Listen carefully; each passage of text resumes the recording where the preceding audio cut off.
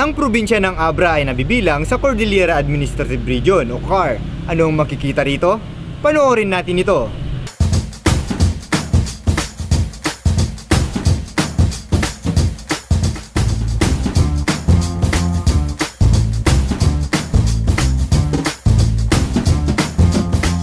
Ang probinsya ng Abra ay mayroong 27 bayan at ang kabisera nito ay ang bayan ng Bangged. Isang rason kung bakit kilala ang Abra ay dahil kay Maria Josefa Gabriela Carreño Silang o mas kilala sa ngalang Gabriela Silang. Siya ang kauna-unahang babaeng Pilipino na namuno ng revolusyon laban sa mga mananakop na Kastila. Kinikilala rin siya ng marami bilang Joan of Arc ng Pilipinas. Dito sa Abra siya nagtatag ng grupo at maraming matagumpay na salakay ang kanyang nagawa laban sa mga sundalong Kastila sa Ilocos. Dito sa bayan ng Bukay ang unang kapital ng probinsya ng Abra at ang tawag sa kapitolyo noon ay Casa Real.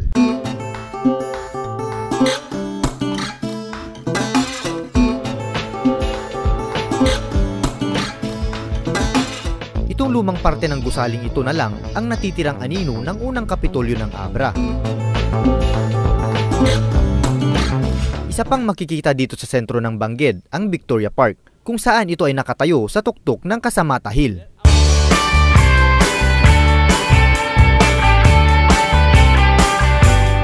Ang parking ito rin ang nagsisilbing view deck ng Bangged.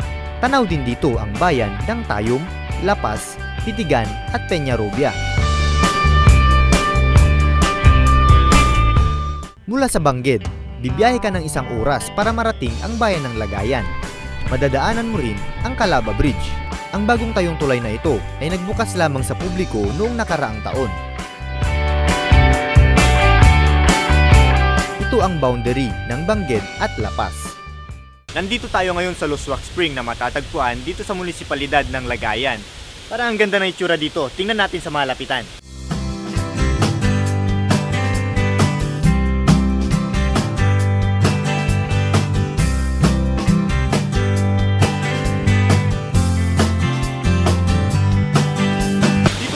Na talagang malinis yung tubig ng natural pool na ito kasi bawat segundo ay may lumalabas na tubig, bali napapalitan ito ng bago. Tapos yung tubig na lumalabas, dumidiretso sa Abra River.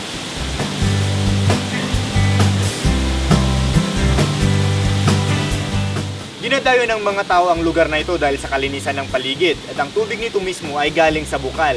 Kaya kahit tagtuyot ay mayroon itong tubig.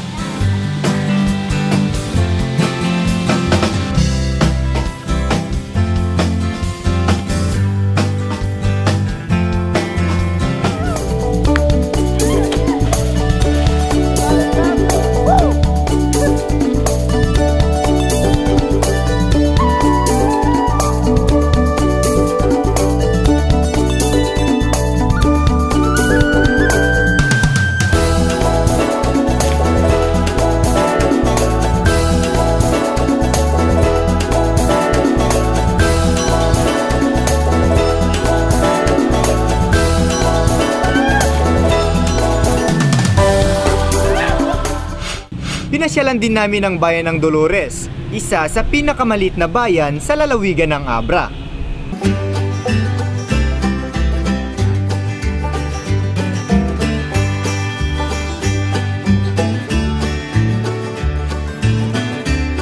Bago natin marating ang bayan ng Dolores, tatawirin muna natin ang Don Mariano Marcos Bridge.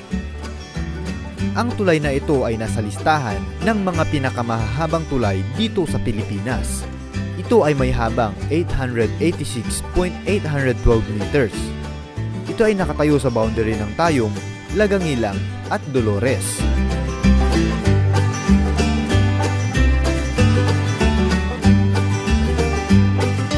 Ang bayan ng Dolores ay isa sa pinakamaliit at tinuturing na isa sa pinakamatandang bayan dito sa probinsya ng Abra.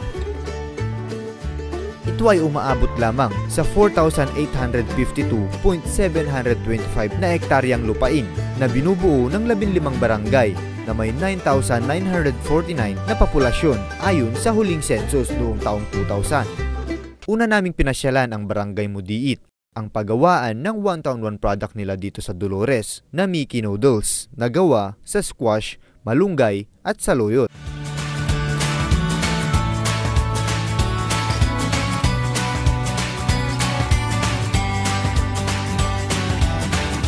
ang Talyados Mickey ng Dolores, ang isa sa pinakamalaking nagsusupply ng Mickey noodles dito sa buong Abra. Kilala po ang Abra sa Mickey, pero dito po sa Dolores, ginagawa yung Mickey na yun, yung kilala na po siya sa buong.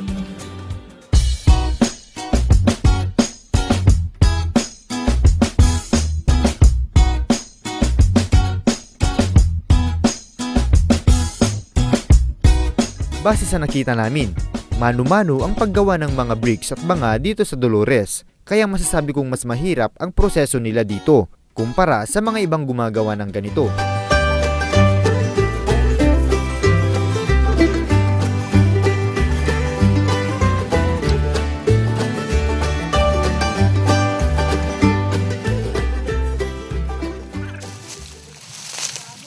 Katapos ng ilang minutong lakaran, ayan, narating na natin itong Kiling Cave.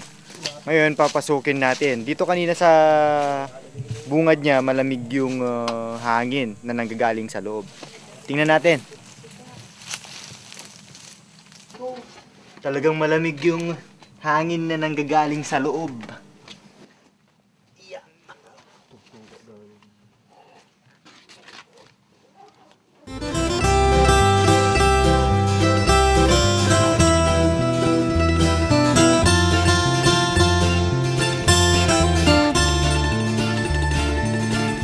Dito sa loob ng kuweba, napakaganda ng ating mga nakikita.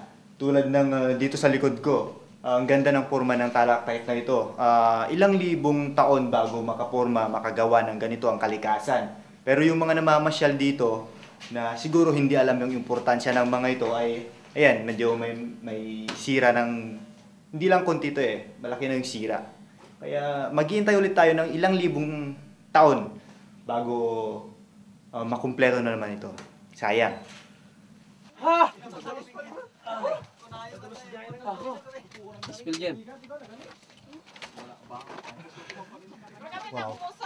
Masasabi ko lang ang luwang ng kuwebang ito.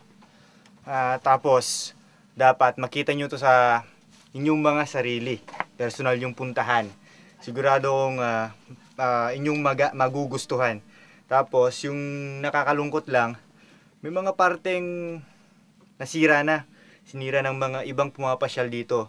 Dapat kasi, pag pumapasyal tayo sa mga ganitong lugar, alagaan natin. Para yung mga susunod pang henerasyon ay makita rin nila.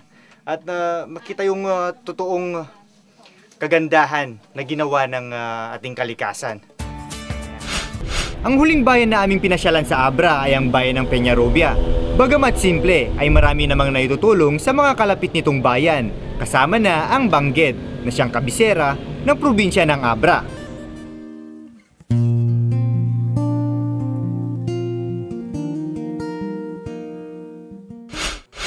Ang bayan ng Peñarrobia ay ikalimang klaseng munisipalidad dito sa probinsya ng Abra. Ito ang pangalawa sa pinakamaliit na bayan ng probinsyang ito.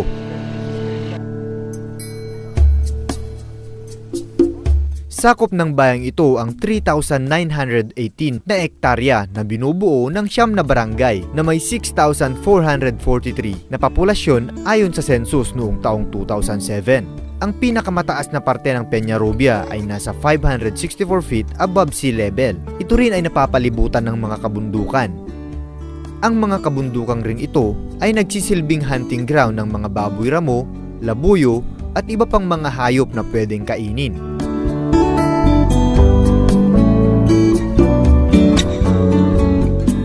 Ang mga kabundukang ito ay mayaman sa kawayan, kaya isa rin ang Peñarrobia sa pinakamalaking nagproproduce ng mga damong ito dito sa buong Abra.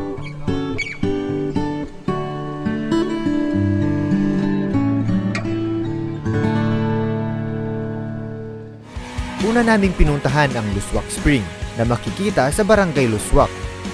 Dito matatagpuan ang Metro Bangged Water District, ang pinakamalakas na bukal at pinakamalaking water source dito sa probinsya ng Abra.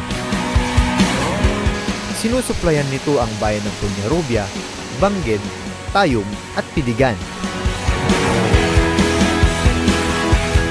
Maliban sa potable water na supply nito, ito rin ang nagsisilbing water irrigation dito sa bayan ng Peñarrobia.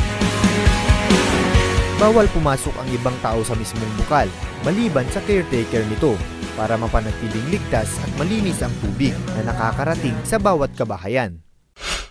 Sunod naming pinasyalan ang isang Tingyan tribe sa barangay na Marabar na gumagawa ng mga etnikong kagamitan. Matagal nang gumagawa ng mga ganitong kagamitan ang tribong ito dahil minana pa nila sa kanilang mga ninuno. Dagiting nga kadaanan, rinivive mi. Wano pinabarumi tapno mausar dagiti agkabanwag. Ket mabalin met nga makatulong ti pagbiag mi ta mabalin mi met nga ilako. Sa pagbabalik ng trip lang, matutunghayan natin ulit ang mga nauusong extreme sports dito sa Norte.